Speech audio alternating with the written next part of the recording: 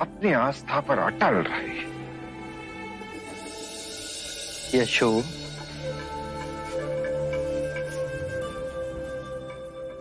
आप तो मुझे गोपा कहकर पुकारते थे।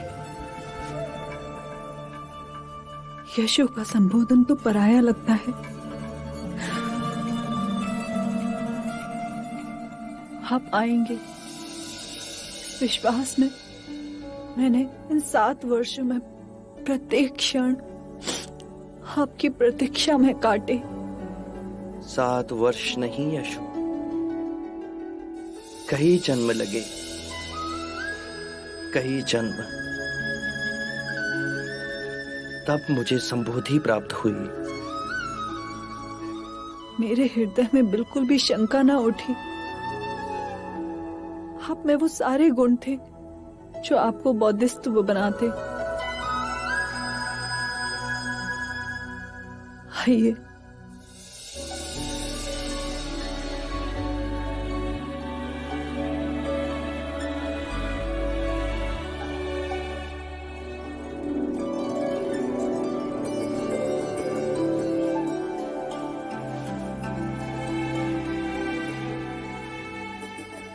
एक प्रश्न जो मेरे हृदय में टीस बनकर बैठा है, क्या वो प्रश्न मैं आपसे कर सकती हूँ? तुम्हारे हर प्रश्न का उत्तर दूंगा मैं। आप केवल ये बताइए कि आपने इतना सब किया, मन में कष्ट भोगे,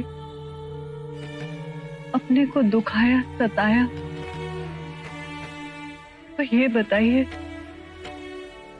कि आप यहाँ इसी संसार में रहकर संबोधि का मार्ग नहीं पा सकते थे?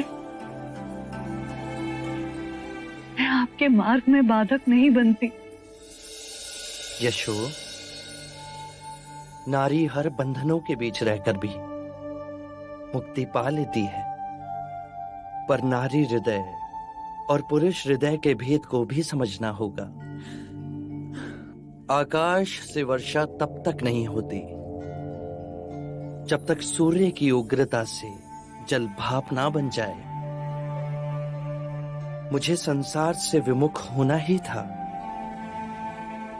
तब से इस शरीर को जलाना ही था, अपने अंतर के मारा को पराजित करना ही था, और अपने अंतर के मारा से संघर्ष केवल एकांत में ही हो सकता था।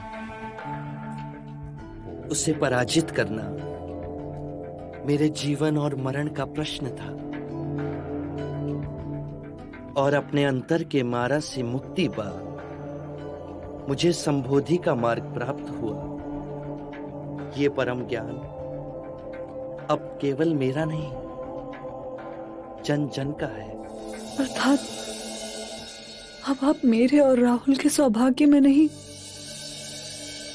यशो, यदि तुम दोनों का ही दुख दूर करूं, तो इस संसार की असंख्य पीड़ित आत्माओं का क्या होगा?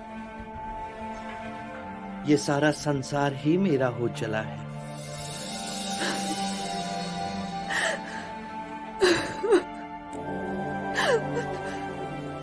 तुम्हारा हृदय बहुत बड़ा है, उसे छोटा मत करो यशो। बुद्ध दीपांकर के आशीर्वाद से हम दोनों जन्मों से जुड़े हैं। इस जन्म में तुम्हारे साथ तुम्हारी सहनशीलता, तुम्हारे धीरज के कारण ही मैं संबोधि को प्राप्त हुआ। अपार ऋण है तुम्हारा मुझ पर।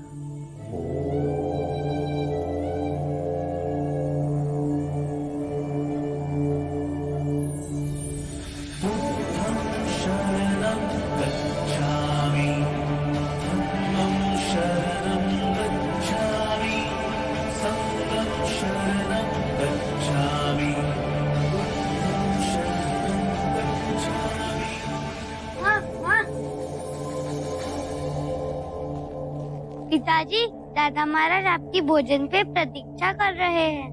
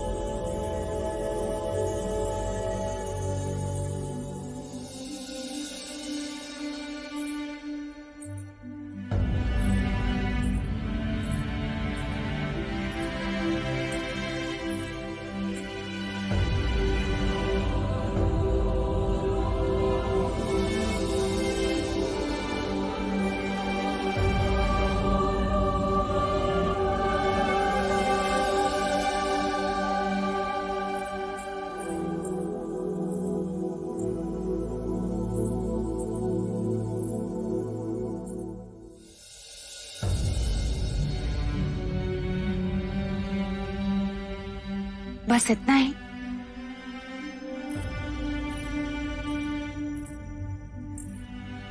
मिष्ठान नहीं लोगे? हाँ, यशोधरा ने अपने हाथों से बनाया है, तुम्हें बहुत पसंद था ना?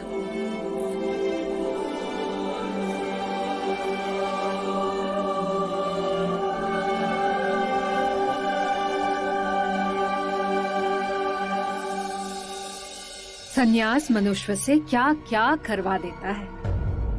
किसी को तो अपनी सारी प्रिय वस्तुओं तक को त्याग